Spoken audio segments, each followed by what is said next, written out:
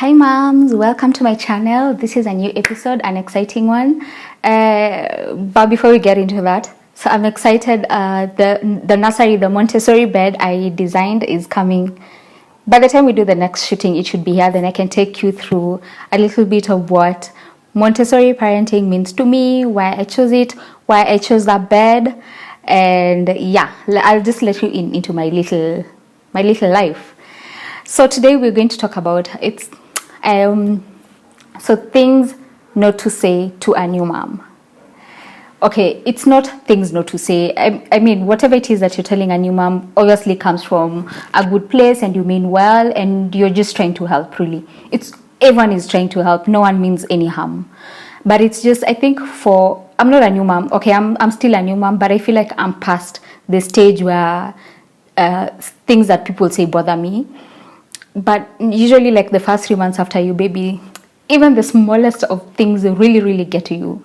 So it's not more of things not to say, it's just how you can say those things to not rub a new mom off the wrong way. Yeah. And also sometimes it's not even like the things are rubbing you off the wrong way. It's just you've had people telling you that so many times and you're like, okay, that's it. Like just tell me something else. So yeah, it's the monotony and some insensitivity on how you say whatever it is that you're saying, not really whatever it is that you mean. Yeah. So I have 10 things not to say to a new mom. And then I'll also do, instead of that, maybe you can say it this way. Yeah. So the first one that used to get to me, I remember, was, you look tired. Yeah, of course I'm tired. For me, the reason why I think telling a new mom you look tired can be a bit insensitive is as a new mom, you know, you're already insecure about how you look. You're really just trying to look fresh and energetic, and then you really can't help it. You'll just look tired eventually, no matter what it is that you do. I just remember I used to look tired 24/7. No matter what I tried, I just used to look tired till I just stopped trying. So instead of saying you look tired, maybe you can say, let me help you with the baby. Maybe you can go take a long bath or take a shower or just sleep or something. So then you see, you really mean you look tired and I'm trying to help, not just you look tired. Okay, if you tell me I look tired, so what am I supposed to do? I know, of course, I have like circles around my eyes. My hair is a mess.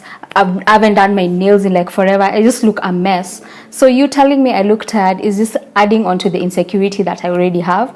So yeah, maybe we can be a little bit sensitive on how we normally, if someone told you, oh Dan, I look tired, it's like, yeah, I know I'm so tired. But as a new mom, when someone tells you look tired, I'm like, okay, do other moms look any different? Because maybe I'm doing this all wrong. So it just comes with a lot of pressure. So maybe instead of saying you look tired, you could say, oh, you're really, really doing great, Diana. Can I help you with the baby so that you can maybe just take a break, watch an episode of this movie, the series you like, just close your eyes for a few minutes. You know, that would be very helpful.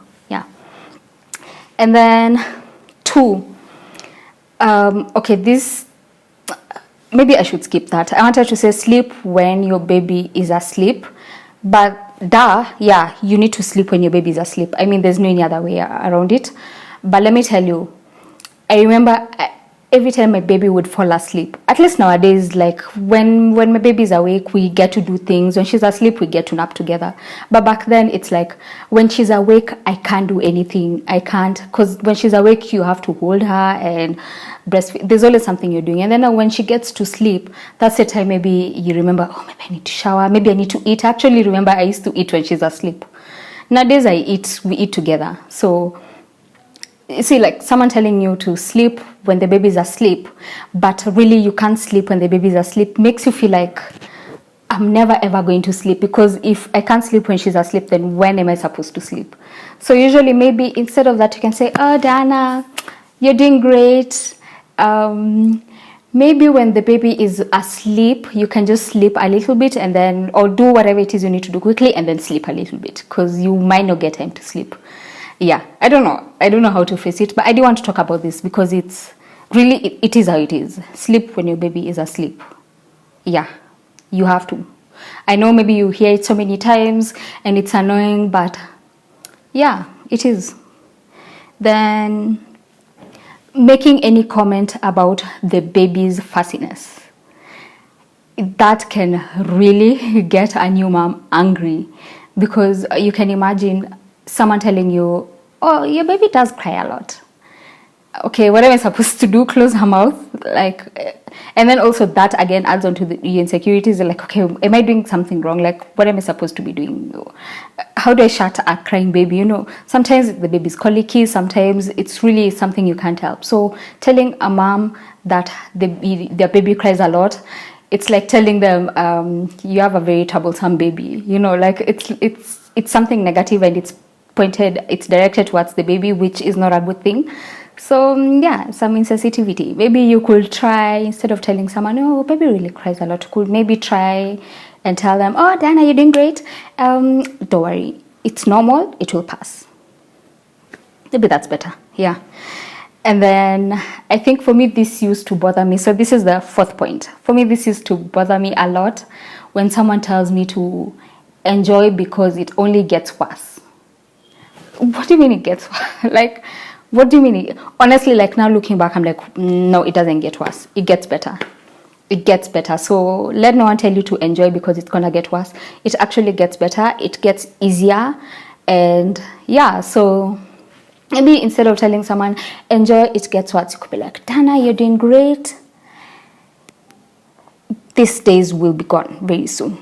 It's going to get, whether you know for sure it's going to get worse for the situation or whatever it is, just tell them it's going to get better.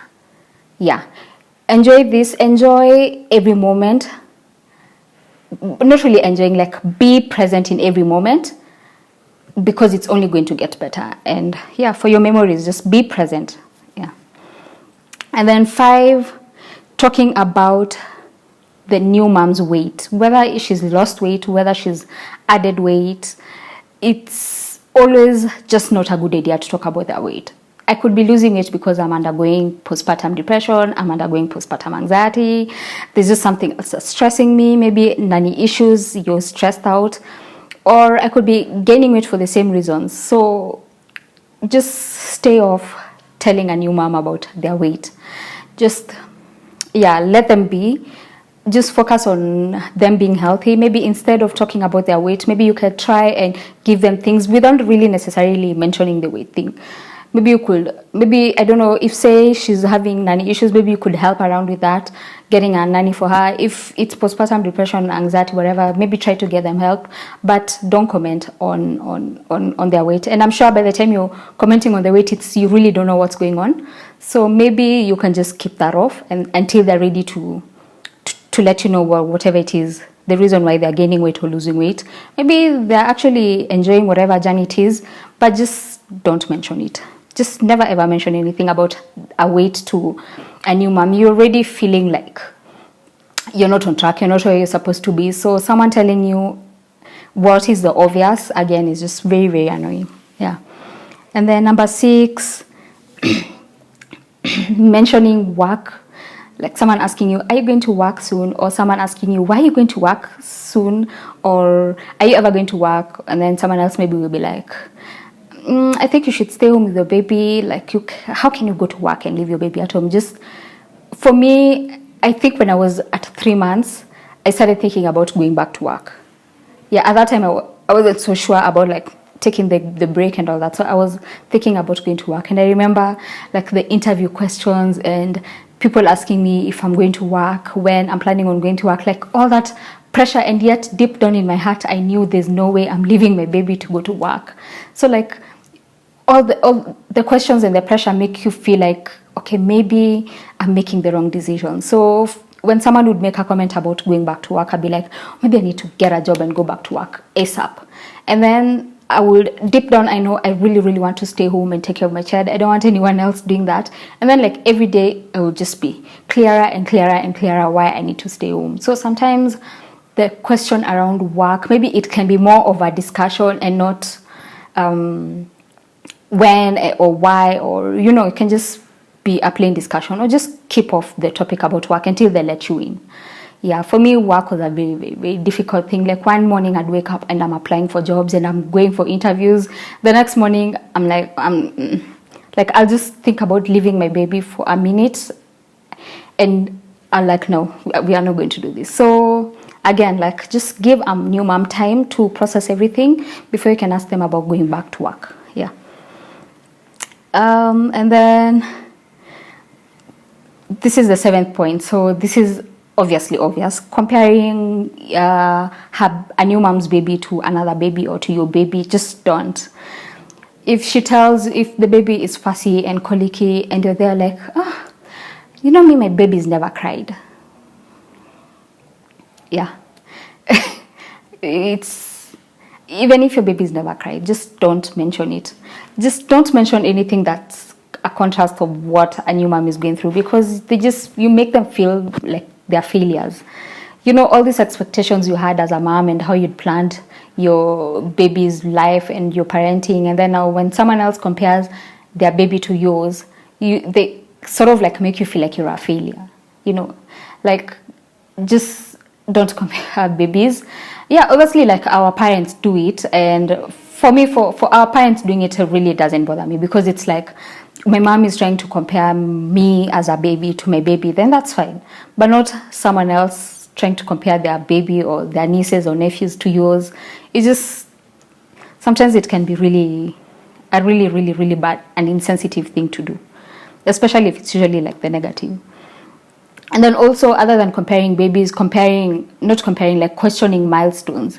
Like, you know, by the time my baby was 7 months, they'd started walking or crawling. Oh, yours is a bit late. Like, yeah, you know, what am I supposed to push them or force them to walk? Like, when it comes to milestones, for me, I remember, like, for example, like my baby's tooth coming out, like popping. It used to, I don't know why it used to bother me a lot, but it used to bother me because I used to feel like it's something I'm failing. So I'd even read about it, like, as a mom, is there anything I can do to help my baby with her teeth popping? And like, yeah, maybe you're low on calcium, maybe you need to increase your calcium intake. And really, maybe that wasn't even the issue. So I start beating myself up over my baby's milestones. And really, there's nothing I can do about it. So again, if someone is pressuring you on top of that, like if my baby is trying to crawl and they're really trying and they're failing at it, it's a baby. Do you know how babies are? Like, they will do it 1,000,001 times until they finally get it. So someone else trying to pressure you, they're like, they're already 8 months, you know, by now they should be crawling. No, like usually how I see my mom, like around my baby's grandmother, around her, the way they play together, and like they will just be playing, like not forcing her to crawl, but like playing with her and encouraging her. Like, even if you fail, it's okay, you can do it. So yeah, maybe instead of comparing milestones, you can be like, Dana, you know, you're doing great. And it's fine. Like some kids like get their teeth like at 1 year, some at 6 months, some at 4 months. So you're fine. Yeah, it's never, eventually there'll be an adult with teeth. That's what I usually tell myself. Eventually, Gigi will be an adult, walking. Eventually, Gigi will be sitting up. Eventually, she'll be eating. Eventually, you know. So it's really, there's really no, you know, like time's up. No. And then number 9, this is the worst. Actually, I think for me, this is the worst. Like someone asking you about your milk supply. Are you sure your baby is getting enough milk? Like, I feel like for me, like that's just so insensitive, because every mom's dream is to have enough milk for their baby if they're breastfeeding, that is. So when someone else asks you, like, okay, what am I supposed to do? Like, you're doing everything. So for me, that question kind of sort of like, you're trying to tell me my baby is malnourished and it's my fault. Like, yeah, like don't talk about, I don't know, like I just feel like don't talk about my milk supply unless I come to you asking you for advice about milk supply. So I usually get so defensive when someone asks me that, but you can clearly see my baby is breastfeeding. She's a big baby. So I think I only got that comment once from my previous housekeeper, and I've never had it again. Like, it was like, I think I didn't eat enough food, and then she asked me, are you sure your baby will have enough milk? And I was like, hold up, like, are we ready to do this? Because I'm ready. So just anything to make a mom feel like they're not doing enough or they're not doing well as a mom, don't do it. And then also asking a mom or questioning how a mom is parenting. Whether I carry my child like this with one hand, whether I carry them up like this, whether like just whatever it is that I'm doing as a mom to make me feel better as a mom and to help me with my journey as a mom, just let me be. Like, however, it could be so different from how you're doing it, but I'm trying as a mom, however it is that you did it, that's fine, but I'm trying as a mom. So when you see moms doing the things they're doing, just let them be.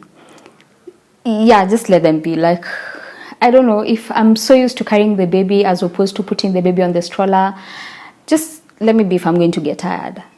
It's my baby, if I'm feeding my baby. Anyway, just questioning how a parent is parenting can be a very tricky thing to do. Just, I don't think you should ever do that. Maybe advice, and also the way you do it, approach it caring about how sensitive the topic is, because I feel like for me, like, I wouldn't want anyone to ever tell me about how I'm parenting, but I would go to people for advice.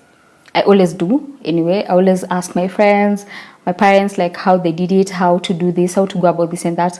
But unsolicited advice, it can be, especially about my parenting skills, it can be one of those things that you're just ready for a fight and you don't want that. So yeah, those are the 10 things not to say to a new mom. Not to say to a new mom, just those are the 10 things that you can rephrase while presenting them to a new mom. Yeah, so thank you so much for staying tuned. Thank you so much for all the subscribers. Please, if you haven't subscribed, please subscribe. We are really trying to grow as a family of new moms. Don't forget to like, share, subscribe as well. And see you in my next episode. Bye.